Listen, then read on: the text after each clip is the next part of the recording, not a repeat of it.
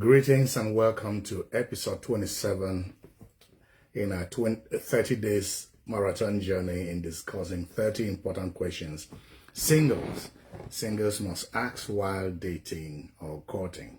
Yes, this is episode 27 and I'm your friend, Pastor Divine Nupoko.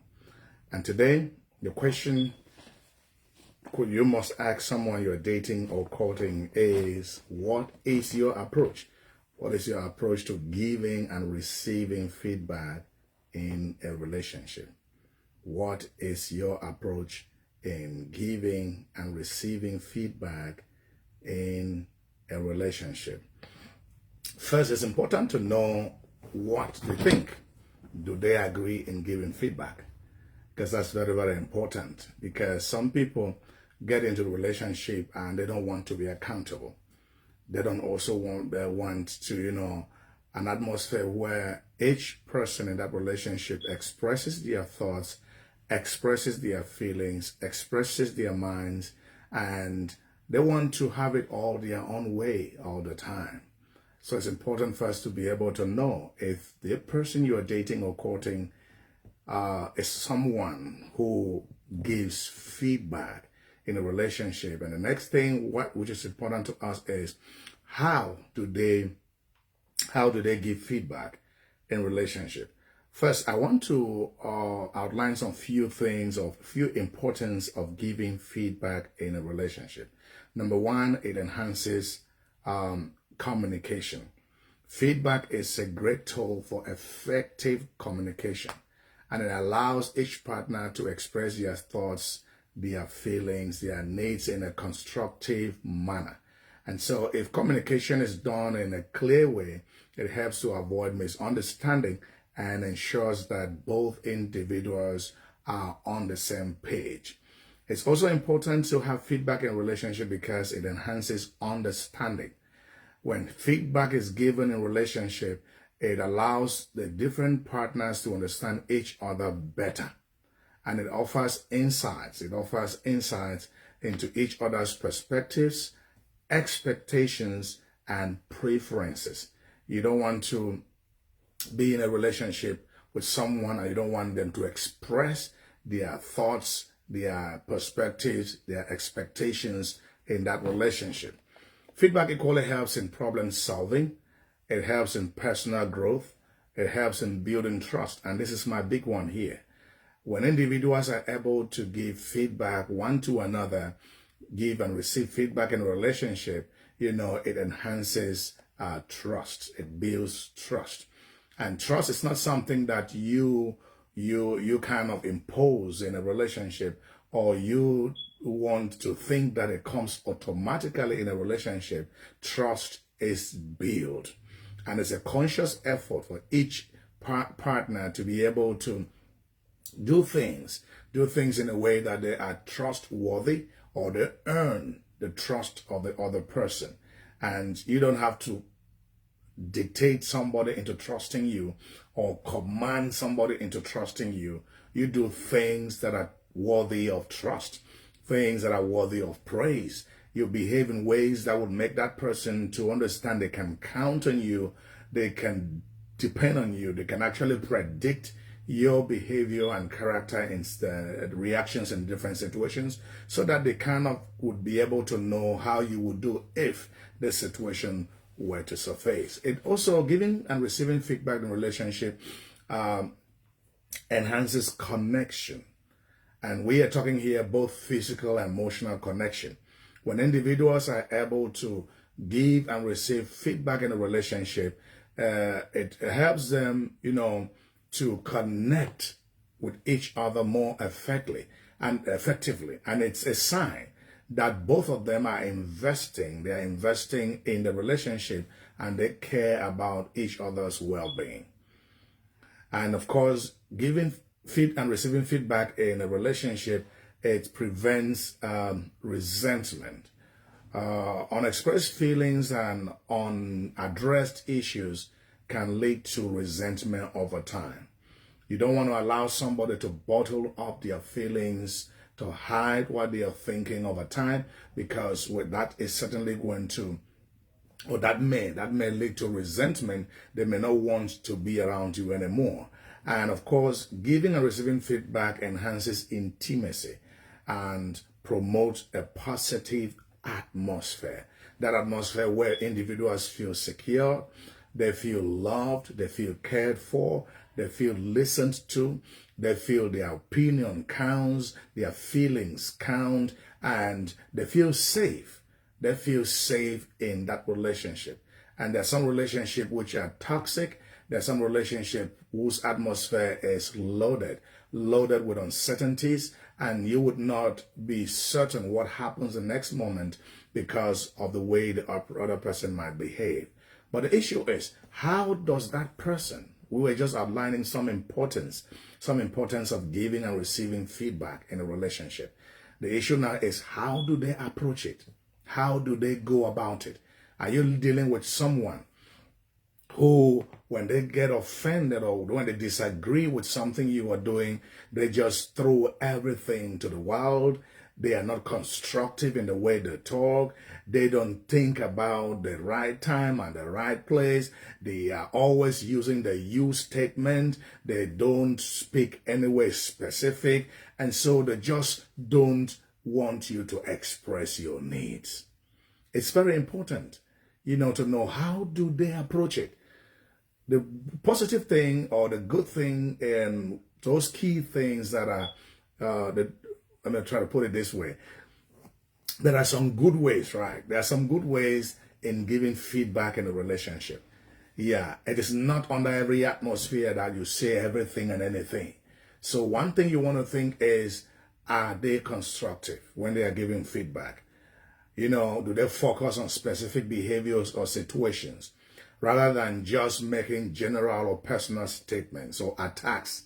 Do they provide feedback in a way that encourages positive change and growth? Do they provide feedback in a way that doesn't make you feel worthless? Do they provide feedback in a way that doesn't attack your person? Do they provide feedback in a way that gives you the opportunity to express yourself, to express your feelings, to express your thoughts? How do they give feedback? Are they that kind of person that whenever they have issues to talk about, they just go into an explosive attack on you, and all they do is talk down on you, and communication is not talking down on somebody? How do they approach giving feedback? Do they choose the right place and the right time? Yes, you might have something to say, but the question is this the right place to say it? Is this the right time to say it? You could be saying a right thing in a wrong place at the wrong time, and you would have a wrong result or wrong reaction to whatever you're saying. To be able to give feedback effectively in a way that will be positive and productive for a relationship, you need to choose the right time and the right place. Timing is very, very important. So you have to pick a suitable time when both partners can engage in a conversation without distractions or time pressure. And also the right time when everybody is calm enough to think clearly and talk constructively. Because when there is already anger, there is already disagreement, when tempers are flaring, it's not a good time to give feedback. It may not be a good time to receive feedback, because that time our judgments are clouded, our reactions are just on the, we may be erratic in the way we do things, and also the right place. You don't ask somebody in public to give you certain information. It's going to be embarrassing. It's going to be a disgraceful experience on their part. They may not feel comfortable. So you need to think about choose the right time and the right place. And in giving feedback is good, advisable to use the I more than the you statement. And this is one great thing in conflict resolution. When you are discussing, when you are trying to resolve an issue, and you focus on the you statement, you kind of attack the person and the personality of the one you are talking with. And we are built to defend ourselves. We are built to protect our egos. We are built to not allow people talk down on us. And when we just continue to use the you statement, it irritates, it inflames, it angers, and the other person would not be willing or may not be willing to take that.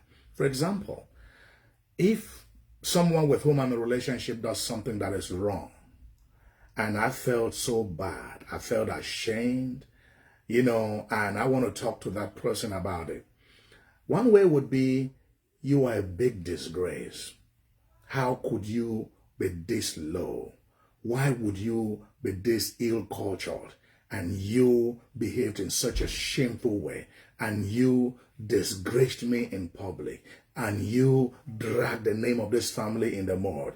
And you. And the moment you continue with the you statement, you will see the anger in that person will start to rise. And they would be bound, on the most part, to rather fight back than listen to you. But I could say it this way. I felt so bad with what happened today. I was so ashamed. I felt, I felt bad and I didn't know what to do. And I was just wondering what is happening. And I was just wondering how such a thing would be done in public. And it's something that, if you ask me, I would not like it to be repeated again.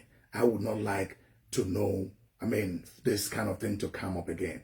And if you were to ask me, I would want to hear an explanation as to why this thing happened. This, I am focusing on, I'm using the I statement. I am not attacking the other person, but I'm still able to express exactly what I would have expressed if I used the you statement. But in this case, this person does not feel attacked. This person doesn't feel belittled. This person doesn't feel as if they know nothing, they're worth nothing. But I am just expressing my feelings, and I give them the opportunity to explain what happened so we can engage into a conversation to see how this situation could be arrested so it doesn't repeat itself anymore. That is a good way to handle it, not the you statement. And also be specific. Say the thing clearly, what actually happened, the situation you are addressing. Specific examples can help your partner understand your perspective and make it easier for them to consider your feedback. And also express your needs. When you give feedback, express your needs. Clearly communicate your need and expectations. Like in the I statement, I was saying, if I were the one, if you were to ask my opinion, I would say this situation should not repeat itself again. Here I'm expressing my need of being respected, of not being embarrassed, of not being put on the spot in the public place in the wrong way. And it helps the partners to understand or how they can support each other and make positive changes in relationship. And also, when receiving feedback, you have to listen actively. Sometimes, like I said in previous episodes, sometimes when we talk, we just want to talk and we don't want to listen to the other people. And individuals have to learn the skill of active listening. Really listening to someone empathetically, restating what they are saying, listening with your mind and your heart, getting into their feelings, putting yourself in their place. We need to learn those skills of active listening. And receiving feedback, we have to stay calm and open-minded. We don't have to flare up. We don't have to be worked up when we're receiving feedback. Yes, we may be shocked. Yes, we may be embarrassed, but it's still possible to stay calm under those circumstances and be able to allow the other person to express themselves and say whatever they have to say. If you don't understand anything, ask for clarification. When receiving feedback, if you don't understand, ask for clarification. And usually in active listening, you would want to restate. Did I hear that? Did you say? Did I hear you well? Is it actually what you said? So sometimes some people may say something the first time without even understanding the meaning of what they said. Probably they were under some pressure or under some emotions and they might say the thing the wrong way. And when we restate, when we ask for clarification, we may have them rephrase their words and say, no, I'm sorry. That is not what I actually meant. This is what I wanted to say. And in that way, you understand them well, and you don't have to work on presumptions. And whenever you want to, whatever you want to say in order to address the situation will be appropriate. Then you also have to express appreciation. In receiving feedback, express appreciation. Yeah, thank your partner for their honesty and willingness to communicate. And this is me. When I am talking with my spouse, and I don't care what happened, what I want to know is their honest expression of what happened. They should just tell me what it is, how it is. It doesn't matter whether it's bad, good, or ugly. I just want to get the honest version of it. And to me, I prefer you being brutally honest with me, telling me what it was, the way it was, without trying to sugarcoat things. And that solves a greater part of the problem. Because one thing to me is I hate lies telling. I hate secrecy. I hate things, that are hidden. And I would always want things to be placed on the table the way they are, as truthful and plain as they are. And once I get those feedback, I express my appreciation for the honesty, for simplicity. And this, of course, encourages them to talk more. This encourages them to be open more to you than just, when they know that you are happy, they were able to state the facts the way they were, and, that they can freely talk to you and not be afraid that they will be misjudged, and not be afraid that you would use it against them, and not be afraid that, you're going to use that to judge them. They would be free to express themselves to you. And of course, in receiving feedback, don't forget to discuss solution together. It's very important. So when you discuss with this person, how do they approach it? Are they the kind of people that when there's an issue at hand, they remember what happened in 1950, what happened in 1961, what happened in 1982, what happened in 1999, they come to what happened in 2003, and of course, they go on and on and on and on. And sometimes you even get lost. You even get lost what they are talking about, because the issue here is about this thing that happened on the 9th of March 2024. But this person is not focusing on it. And the person remembers every other thing that happened 10 years ago, 15 years ago, pulls everything back into what you're discussing right now, messes everything up, and the situation grows bigger and becomes more difficult to handle than it was in the first place. How do they approach?